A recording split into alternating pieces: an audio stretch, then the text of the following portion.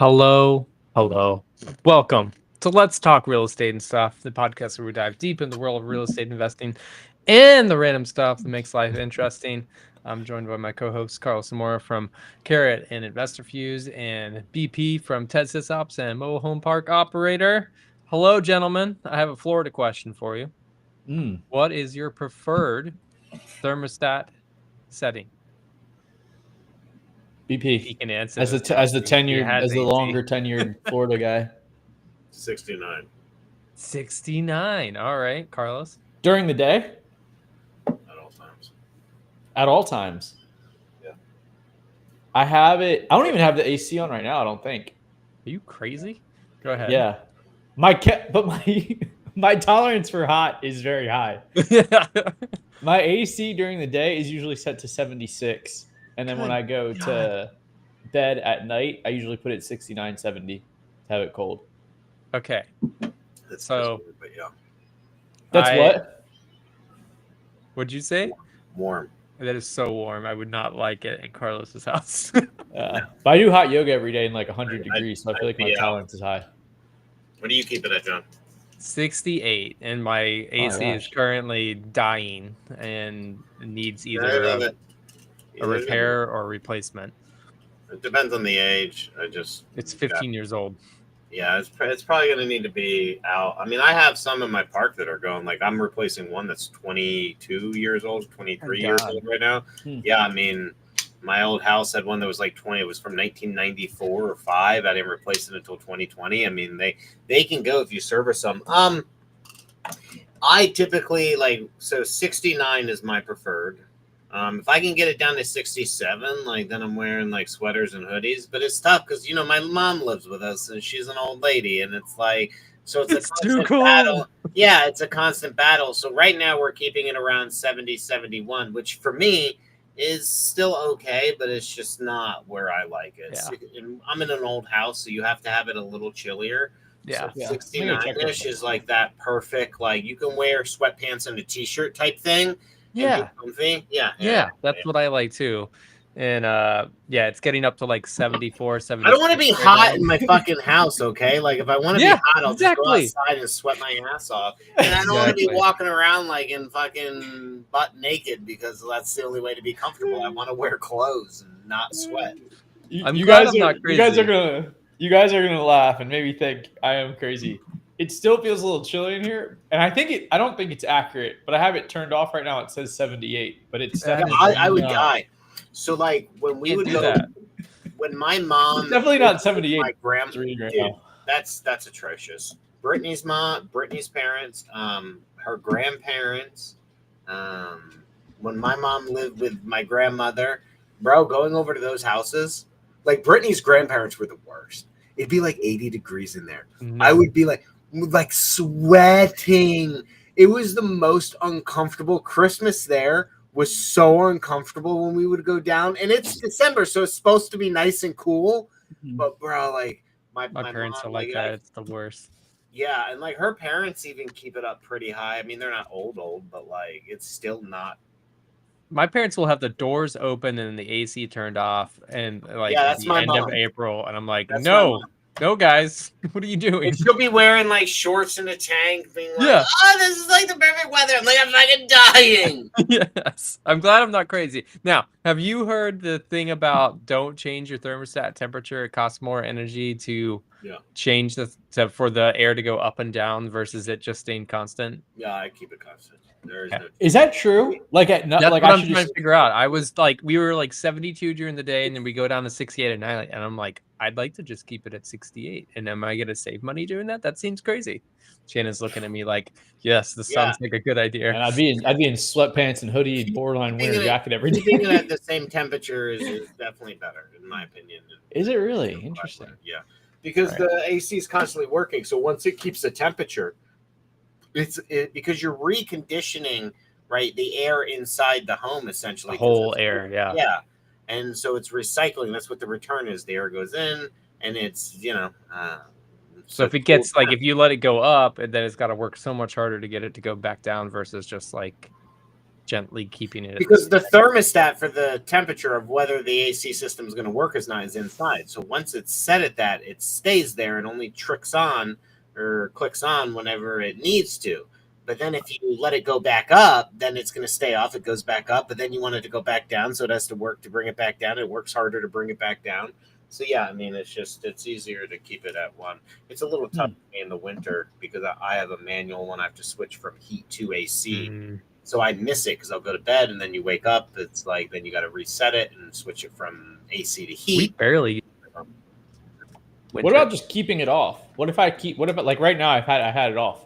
Like when I wake up, I'm like freezing. Feel like you're walking through a swamp inside. No, it must be I don't cold like in here. I don't think it's stagnant accurate. It's also different for Carlos because he's in like a concrete condo. You know what I Yeah. mean? Like, so and you probably got tile floors and stuff, and you only have windows on like in certain areas, and it's a lot different. Like I live in a 1920s house, so and I have windows like fucking everywhere apparently because that's how they cooled the house down. I have windows everywhere. Like, yeah, okay. So I mean, it's tough. I don't think the reading is accurate for mine. For the listening audience, I don't think the reading is accurate. Does it show your humidity on your thermostat? Mm-mm. Okay. I have a very old school cheap thermostat. Interesting. Very old school and cheap. Well, I wanted to get a little Florida pulse going because I'm dealing with AC issues, and I wanted to make sure I wasn't crazy, wanting that 68-degree temperature inside my house. Yeah. Not for that reasoning. Yeah. So what's going on, gents? How's life? Good. Back in the swing of things. Can't believe it's May already. Right? Going wild. Almost summer. So I was at the park doing that, and then I had to go pick my daughter up. I'm fasting. I'm doing a 3-day fast. I've eaten like man, that fires me up. I've eaten like crap for the last it's actually I'm disgusted with myself. Like, and it is hard for anyone. Like, it'd be one thing if I brought a cooler with me yesterday. I had some grapes and snacks and stuff going up to Auburn, but at a certain point, like, you got to go get food or something. And I brought my healthy water, so I wasn't drinking, crap purified. But like, dude, it's garbage. And my stomach feels wrecked. And I'm like, you know what? I need a reset. So I'm going on a 3-day. What are you drinking right now? I don't think I've seen you. So these are because I haven't fasted in a while. These are highballs. There's nothing inside them. It's just a seltzer with organic caffeine, some I can't pronunciate some of this shit, but there's no sweetener added. There's no sugar added. So it doesn't taste, it's not like the most ideal. It's called Highball Energy, HI. And I used to have them on subscription and I stopped drinking them. So I probably have like 100 of these things sitting over there, just like, because they would just keep coming until I canceled it. These 24 packs, I probably have like 7 24 packs sitting over there, 18 packs or whatever. Interesting. And you can do that on your fast? I guess you could, right? Yeah, I mean, this is because it's got nothing in it. It's just water, purified water, natural flavor, organic caffeine, organic guana extract, organic penne, ginseng extract. I don't fucking know. Calcium, fana, bada, bada, bada, bada, bada, bada, bada, bada. Interesting. So, like, no, because you can't drink, like, other energy drinks. You can't have anything. So, the hardest part about the fast is the flavor in my mouth. So that, and I have my sins, you know what I mean? Pop those. There you go. Have you traditionally been a Zen guy, or is it a newer habit? Say it again. You got Warbly there. I did. Can you hear me okay? Yeah. My mic's maybe melting in these hot temperatures here. Have you traditionally been a Zen guy, or is that a newer? It's a newer habit. I only used to chew. So I used to chew tobacco whenever I was out doing, like, in the field, like when I was really flipping and construction and stuff like that, or when I'm driving a lot, like long distances. So that was all dip. And then I just didn't dip for the longest time. But then I started being on the road a lot and out in the field and doing stuff. And then I read about Zins. I used to do the pouches, the Copenhagen pouches or whatever they were. But like these supposedly take out all the shit. So yeah, I do these. What about like what's the guy's name? Hormozy does those now, which shocked me. But I've seen ones now that have mushrooms in them. So they're like supposed to do the same thing to the brain. Bro, they have them with like coffee in them, like grinds. I don't even understand that. Like, I'm not chewing fucking coffee grounds, bro. The mushroom thing, yeah, but like honestly, sometimes I think it's all, I used to drink the mushroom coffee and stuff, and it's like, what are you really getting from it? Yeah. That little, like, honestly, a lot of it has to do with the flavor. Gives me a little boost, a little focus, so I like to take it, especially when you pound it with or include it with some caffeine. You know what I mean? So like, yeah, like a highball or whatever your drug of choices, coffee, bangs, whatever. Yep. You're locked in. Yeah. So definitely. A lot of people are talking about nicotine benefits for cognitive. Yeah, dude, it's the new trend. Bobby Kennedy, all these things. Everyone's saying like, oh, our health minister, whatever you want to call it, does Zins. Yeah, no, he's not talking, but they caught him taking them during. Supposedly, rumor is he's in front of the Senate or whatever. Yeah, he's like, I was like, fuck yeah, dude. That's pretty funny. And then he hops on Trump's plane and has a Big Mac in front of him, and he looks all depressed, like, fuck, I have to eat a Big Mac. My president's making me. I love that photo. If you find that photo online of Bobby Kennedy on Air Force One or Trump Force One with all these McDonald's and then Trump sitting across from him, they're all happy, and then he's just like, this is not what the health minister should be like, photoed with. A photo of this, and I'm supposed to be Maha, and it's the biggest. It's hilarious. But. Oh god! I don't know if he actually ate it or not. Did he say he ate it? So that's the thing. It's not bear, so I don't think so. I was on the road, and like you have this choice of like the healthiest shit. Yeah, you're really picking the lesser of two evils, and so then I choose Buc-ee's and I get meat. The best thing was I was down in like South Georgia, and I've been meaning to stop at this place by Lake Blackshear. It's on my way from my mobile home park to Auburn, the back way. And I stopped at this gas station that's like a deli, I guess. It's called Stripling's. I don't know if anyone's heard of it. But like I roll in there, and apparently that's where all the construction guys go, because there's like a bazillion trucks with like construction trucks, and they're all in there, and they got like fresh cut meats, and they're selling like baby back ribs and like barbecue ribs and pulled pork sandwiches. So I grabbed some fucking ribs and ate those on the way, and I felt good about myself because I'm like, okay, like this is pure meat. Pure meat, and then of course, because I'm fat, I bought a slice of cake and I ate that, and I felt guilty about it. That's a fat move. Getting a slice of cake like at a gas station, that's a fat move. So like I had reconciled that I was going to do this fast, and I was already depressed about how fat I am. So then like I'm at Buc-ee's, and this lady goes, I'm asking my daughter, like, do you want anything? She gets a muffin. I'm like, yeah, can I get 4 oatmeal raisin cookies? The lady looks at me dead serious. She's like, if you're getting 4, it's actually cheaper if you get 6. I'm like, you don't have to talk me into getting fatter. I mean, once you reach this point of fat, I'm like, hook up the 6 cookies. I'll eat those while I'm at it. Like, I don't care. Like, fucking give them to me, lady. Like, you don't have to tell me twice. She's like, I know this person. 6 cookies are gonna be okay. 6 cookies is what this guy wants. So I got the 6 cookies and I fucking ate them, and I was sad about it. You have your fat boy on one shoulder, and you have RFK on one shoulder. Yeah. Do you know what's in a raisin cookie from Buc-ee's gas station? Oh, that's a good voice. That was a really good one. Here I am eating this shit cookie with a shit pulled pork sandwich from Buc-ee's while drinking my Mountain Valley water and my organic coconut like fucking waters that I brought with me. Like somehow that cancels out all the chemicals. Oh, yeah. I've totally done the same thing going into fast, where it's like, I know I'm going to a fast. Let me just top myself off with something here. That wasn't like, oh, I'm going to fast and it cancels it out. What I was like was I'm at the point of depression and shame with who I am and what I'm eating, that like I might as well just go down the rabbit hole further, because like I couldn't hate myself anymore for what I've eaten this past. Because when I was at the park, like I had no choice. Like I was on the road. I slept in the truck a couple nights. Like I had, like, because I was driving so much. And then I stayed at the park, and it was like I had no kitchen, no way to cook. And it was like, what are you going to do, dude? Like, yeah, it's hard. Like, I know people that like work really hard when they go travel and they like bring everything, but that's like so much effort. Well, that's why I gotta have my RV with me, and so like that's gonna change the game for me having my RV and all this stuff. And that's one of the main reasons why I'm doing it. Is not just saving money on hotels, but flights. But it's like Yeah. at least I'll have all my shit with me, Yeah. and then I can be in the park. So there's a lot of benefits to the RV and the parks and everything. So For sure.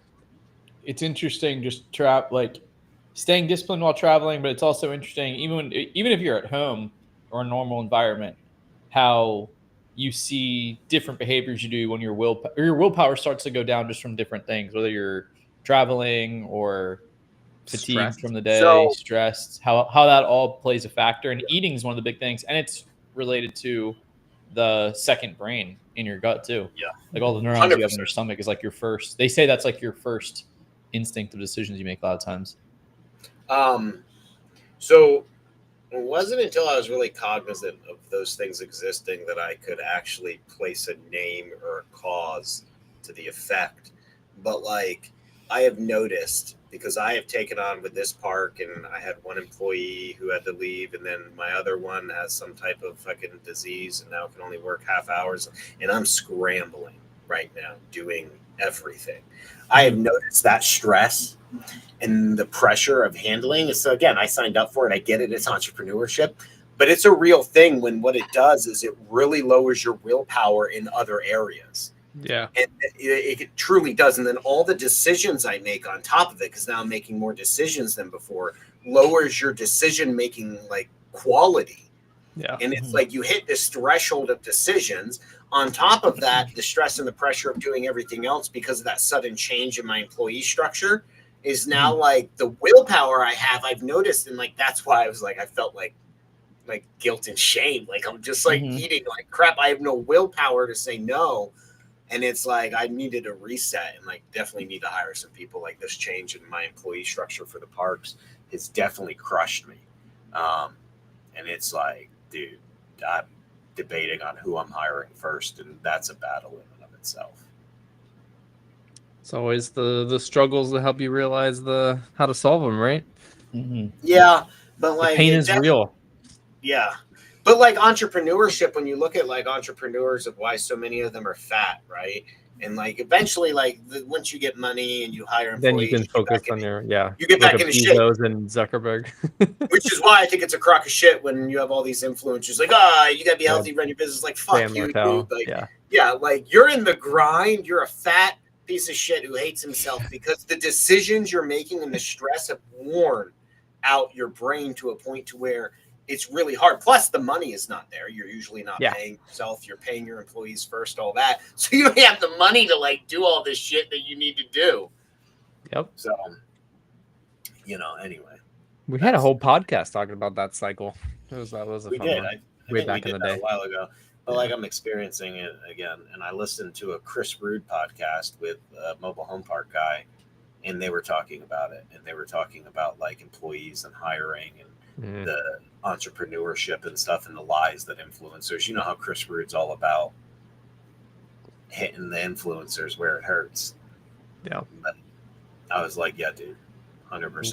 Like, they only sell the after. They never sell the during. How was your travels to your park? Did you take your truck back to Auburn? Is it Right? No. So I drove the truck only to Florida, and I finally just got plates. I didn't know I was going to make this podcast. I was about to like message you guys and be like, this lady's slow as. What lady? The lady at the fucking tag agency. Oh, I went and got tagged today too. But the problem was I needed my LLC bought the truck. Okay. But it's out of state in Wyoming. The DMV won't do it because my LLC is not a Florida LLC. So I had to go to a tag agency. The tag agency. So I've been rejected 3 different times. I've tried to do this. Finally, I went back today with everything they needed, and she was still slow as F. And I wanted to get my custom plates, but she was so slow that I wouldn't be here right now. So I was like, fine, give me those plates. I'll do it online and get my own custom because I wanted to say MHP Ops. And like, I'm just that would be sick. Yeah, on my that truck. would be sick plates. So anyway, your truck passed all its inspections at the mechanic.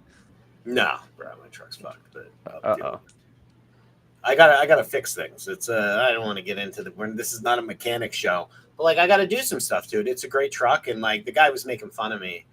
I've known him for like a decade. The shop's right next door to my house, and like I'll go over there, and he was like, "Why did you buy this?" And I'm like, "Bro." I was like, and I spent 18 on it, and he's like, "Did you get it for free?" I'm like, "No, dude, I spent 18." He went silent.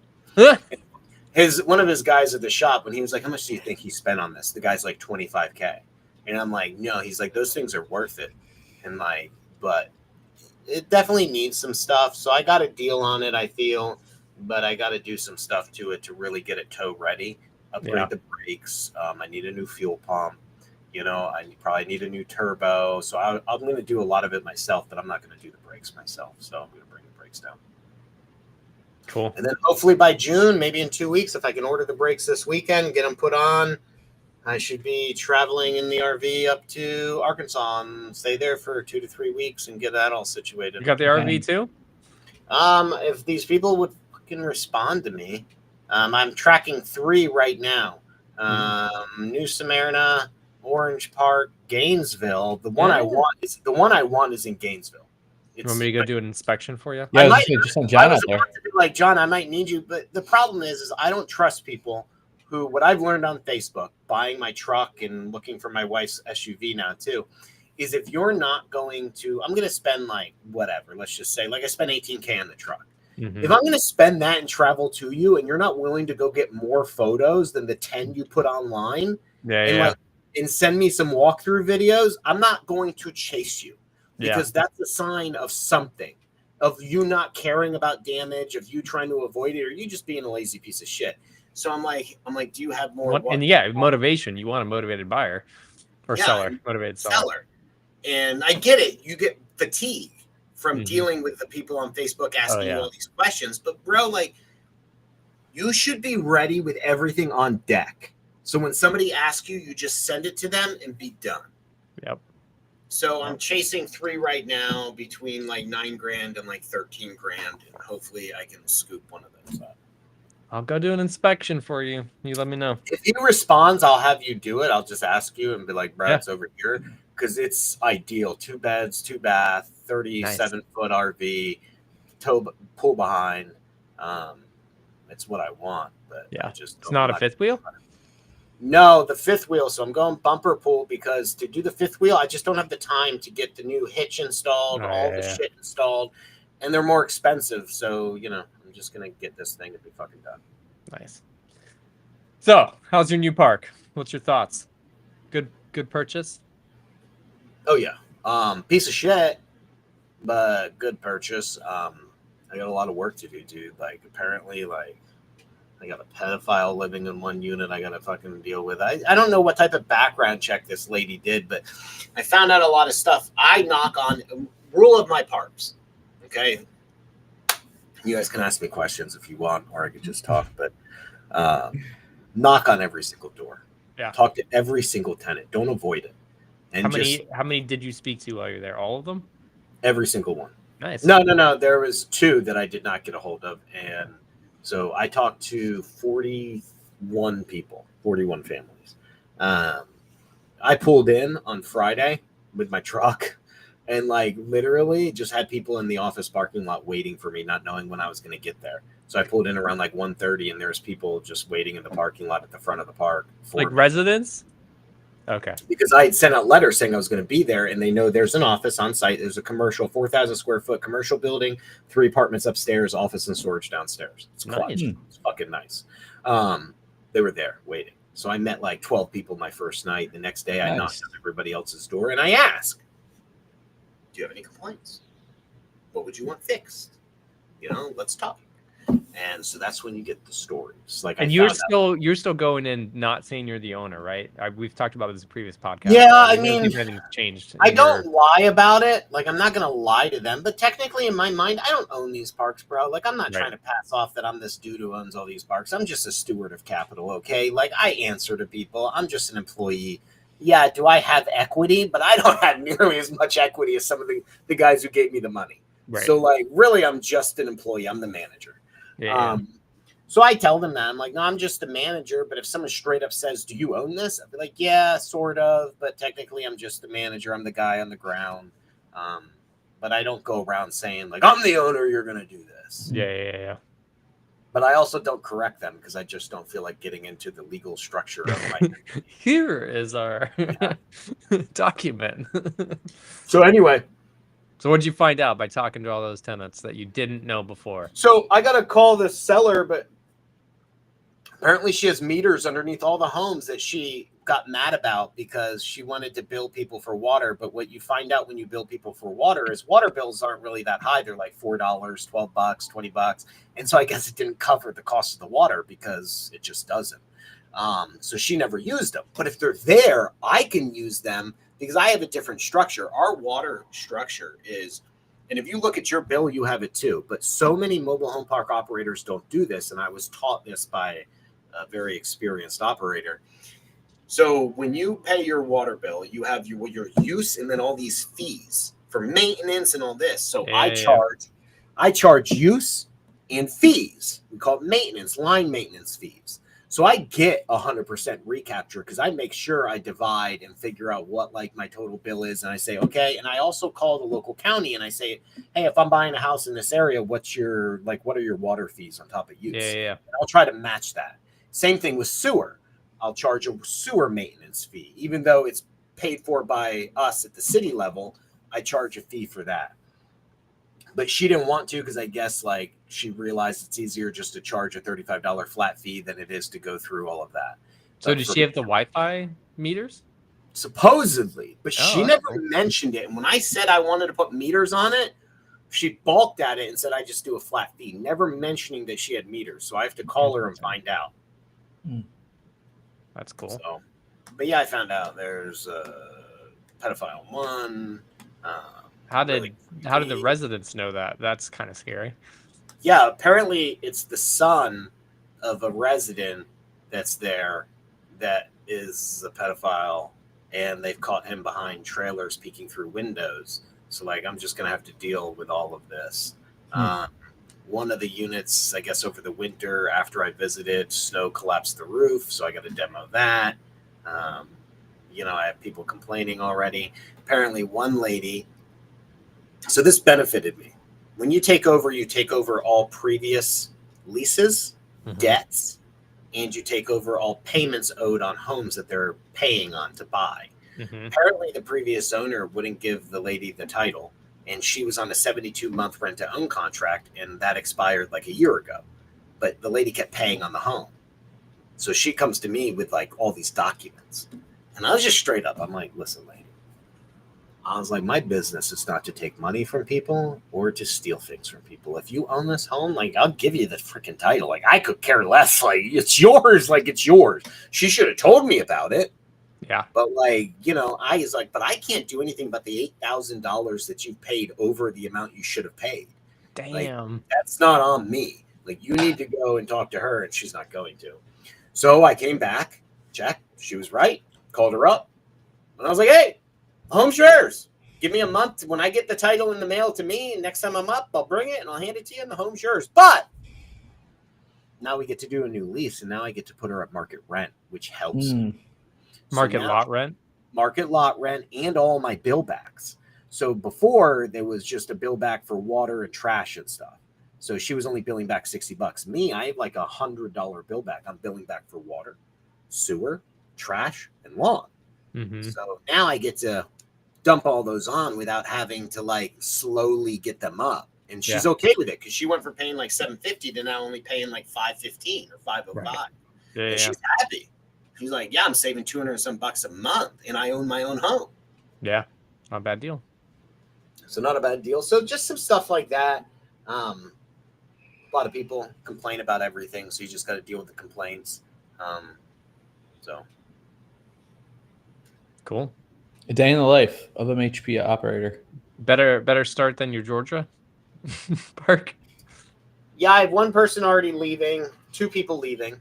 So that's upsetting because I really can't afford that because I have a loan. So I got to really move fast on this park, which is why I want to get out there and get moving on it.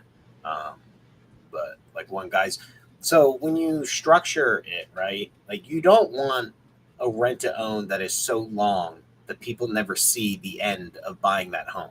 Mm-hmm.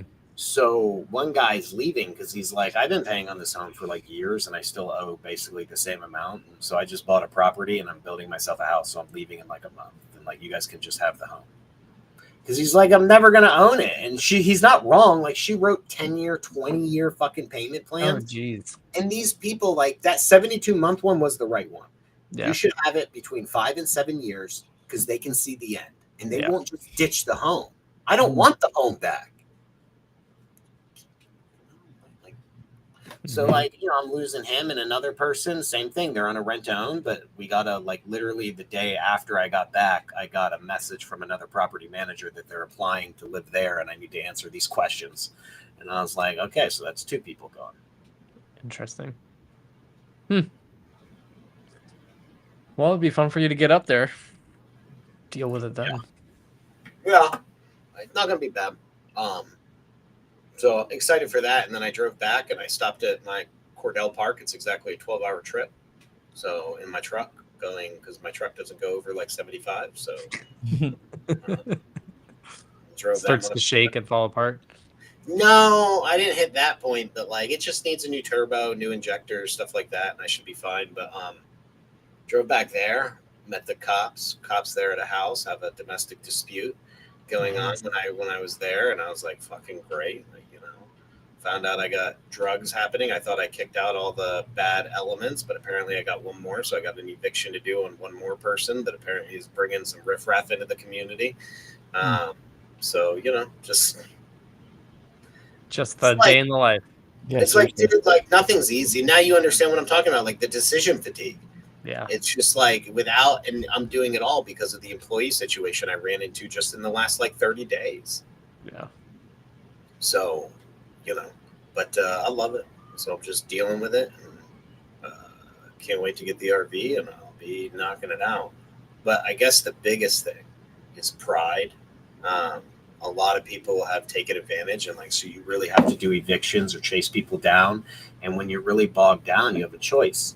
Somebody's leaving. Let me ask you this. Somebody owes you money, right? And they're going to leave. You have a choice. You can file the eviction, spend the money on the court costs, maybe hire a lawyer to record the eviction and get that on their record and just be like, yeah, like you. Like, here you go, even though you're leaving. Or do you just eat the money, save the money on the court costs, and let them leave? I know the answer because you've told us this before. Depends on the amount. Because if it's small enough, you can do it yourself and not have to hire a lawyer. Well, that's a little different. That's when they break a lease. Oh, Small claims court. And I could do that too, but again, it's all effort. So it's like I was listening to this podcast and I was listening to a guy talk about this, and he was like, you know, when you're starting out and you're doing everything yourself, a lot of people take advantage of how much time you have. And so you'll have people not paying and leaving, and like you're scrambling trying to get it all, and these people get over on you. And it really hurts your pride because like you feel it, like you got one over on me. Yeah. And it's like you don't want that to happen, but you also need to have your systems and processes in place so you can act quicker. Yeah. So you definitely have to have the right team in place. And I did. And now this employee thing like has really hurt our response times to a lot of this stuff. So you go after everybody. Is that what you're saying? I attempt to go after everybody. But what I learned is I let 2 people get over on me on the small claims ones that we talked about before. And here's the reason why. I didn't have the right process in place with what's called a move out form. So now we have a move out form. Before I threaten you, I need you to fill out the move out form because I need to know your forwarding address. Because if I don't have a forwarding address, I can't serve you. And if I can't serve you, I cannot move forward in court while going after you for a judgment. Interesting. So apparently I need, because that's what the court, every time I ask her, like, do you know where they're at? Like, where are we serving them? Because that's the court you have to file in. Because otherwise, like, how are you going to find them to hand them the paper that says you've been served? Yeah. So I got got on that. So people skated away. You know. So it's fun. It's always something. Always something. It's hence not the 3-day fast coming to relock in. It's not passive. I can say that. It's definitely One day it'll be passive. Oh, actually, let me ask this on the status of rentals, and I'm pretty ignorant on it, but I've seen people posting about it. the potential of Section 8 rentals going away. Bro, I'm in it with Section 8 Really? right now. Like legally? Yeah, Trump. So Trump Oh. has cut HUD budget, which is going to affect how much money goes to Section 8 housing, which potentially in a lot of districts could, or whatever counties, whatever you want to call it, could potentially cut that down too. I mean, it's not going away from what I heard. It's just Just like severely the restrictions would, severely going to cut it really low to where not everyone's going to be able to do it. I don't know how it's going to play out, but honestly, like Section 8 is cool and I love it, but like I have a lady right now, one of the evictions I'm doing, and I am doing it because this fucking lady. Is this But, the like, one with the roaches? Yeah, that one. Okay, yeah. And Section 8's not helping, and I'm like, hey, listen, like, are you going to call her? And they're like, no, you just have to do it and then let us know. I'm like, this is your fucking lit person. Mhm. And I was like, fine, like, I'll fucking do it. But, like, I'm never going to take Section 8 from you again. And then on another one we have in the park, I'm like, hey, her rent, I need to get approval for rent to go up. But, like, so they approved it, but they're like, we approve it for December. I'm like, that doesn't help me. That's like 7 months from now, and her lease is up now. And it's like, so if I want my higher rent, I have to wait till December. So Interesting. there's a lot of pluses and minuses. Now, granted, the money comes like clockwork, but like, and if I file an eviction, you lose your voucher. But apparently, this lady doesn't care. Normally, that wouldn't happen.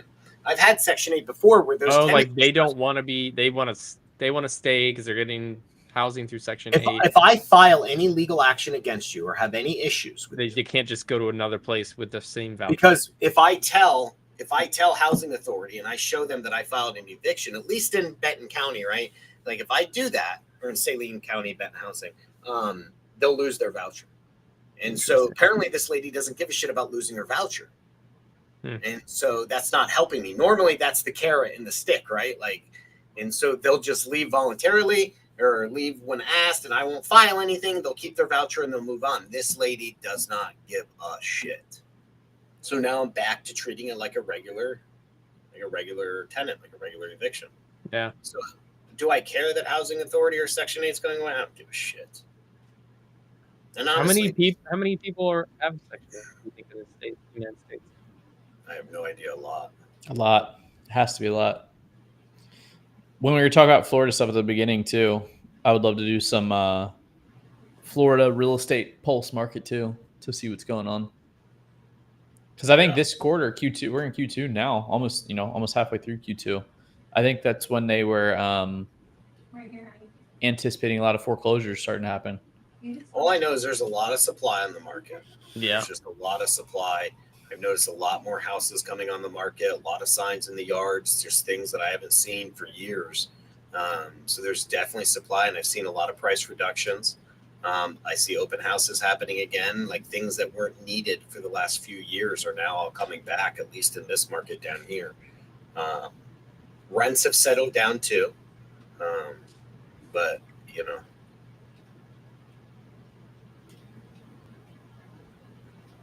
So, yeah. I think there's a decline in pricing happening on the rent side and the housing side. John, I think you went silent, John. I did. I muted because there was some chatting happening over here. But yeah, my rent only went up $50. I was very excited. I'm trying to figure out how many people in the United States are using Section 8 housing, but ChatGPT seems to be in a ridiculous agentic model right now. Yeah, I hate when it does that. It just keeps going and going and going. But here, let me pull this out because I did pull up this article about housing. Did you look at it yet, Brandon? I did. Makes sense. Housing is going up in the north and down in the south and mixed in the west. It all makes sense. The markets that got hit the hardest for price increases are now seeing a huge decline, like Florida and Georgia and stuff like that. Whereas like the Northeast, Pennsylvania, these certain smaller rural markets are seeing prices stay the same or going up. Wall Street Journal. Yeah. I enjoyed the graphs. I've never seen a housing article have this many graphs in it before, which was pretty nice. So it talks about construction as well too. Like so this is new permits for single family houses, but like biggest decreases. I love that it had Lakeland listed on there. All of that makes sense. Like those are were the hot areas. Yeah. And then there you go, like up north, Pennsylvania, Connecticut, New York. Yeah. I thought it was saying the Midwest though was like a big spot. Okay, so changes in home prices versus changing. So the up here, low inventory and rising prices. So New York, Chicago, LA, Midwest is also the darker gray is all up in here, and then down here we've got high inventory and falling prices, like a lot of South. Miami is like right in the middle on the lower end. Wish each one of these was labeled, but yeah, South seems to be going down. Change in county population. This was like after, like during and a little bit after COVID. How much the South got more people coming in?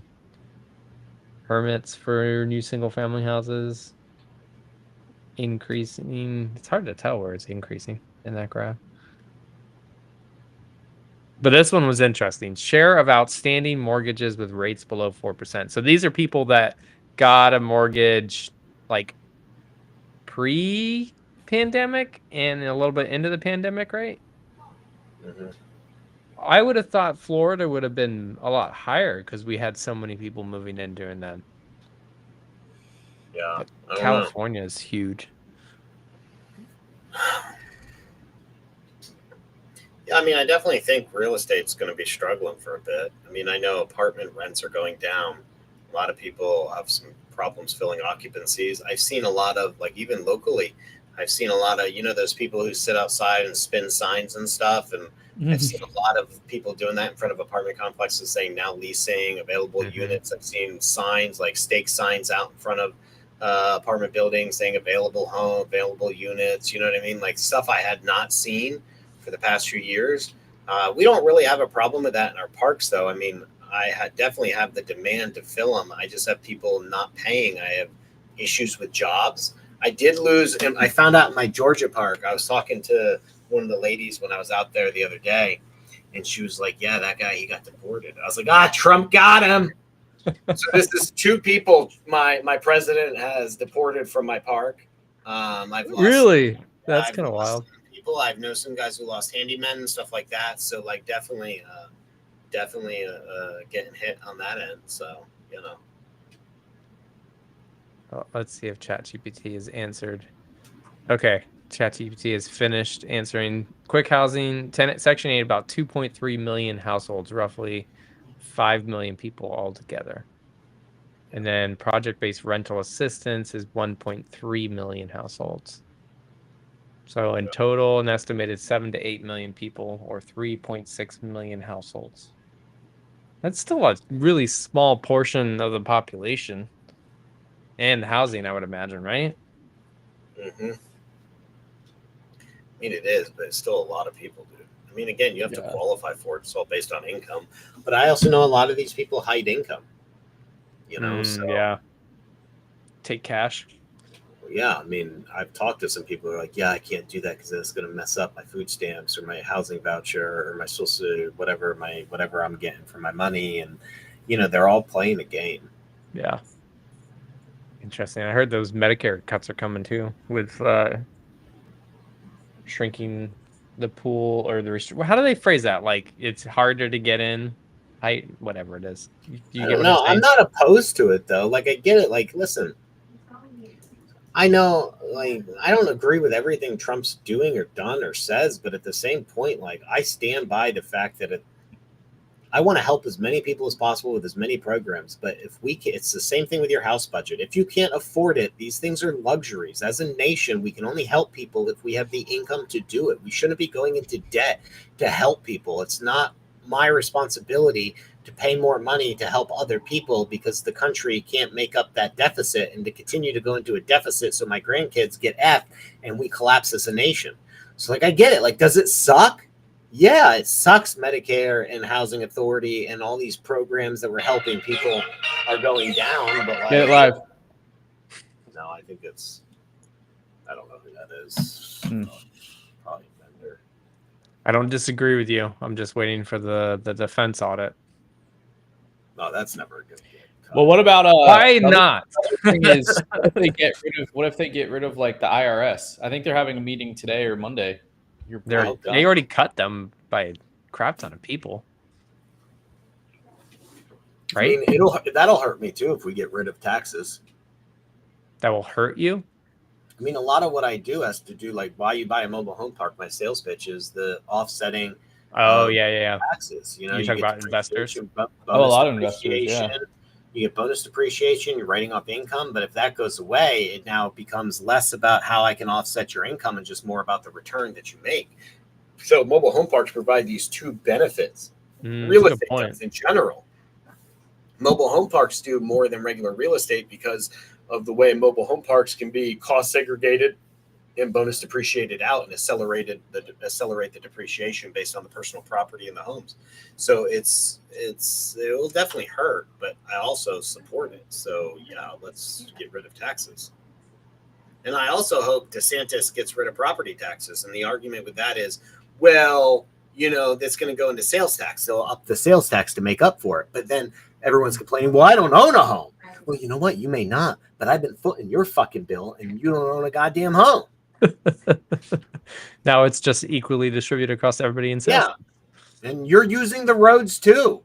Yeah. You know what I mean? True. You're using all this shit. And they're like, I don't know why we should be punished because people can't pay their property taxes. It's like, shut the fuck up. I don't Yeah. know why I should be punished because you can't buy a fucking home. Wait, what? Why I should be punished paying property taxes and paying the bill for infrastructure and stuff when the people who rent don't have to pay that. Yeah, but doesn't the person who owned the home pay that? Again, yes, but the person who doesn't own a home gets the benefits without paying into it. So all renters, so yes, But as it's a just an apartment- economy because I'm paying the guy who owns my home and then he pays that. but again, as the owner, I'm paying for all of it, but you're not paying it. My rent's not going to change because property taxes eliminate. But isn't it just pass through?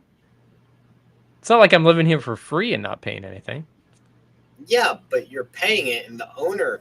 Okay, I get what you're saying because you're like, I'm paying the owner, and the owner's paying taxes. Yeah.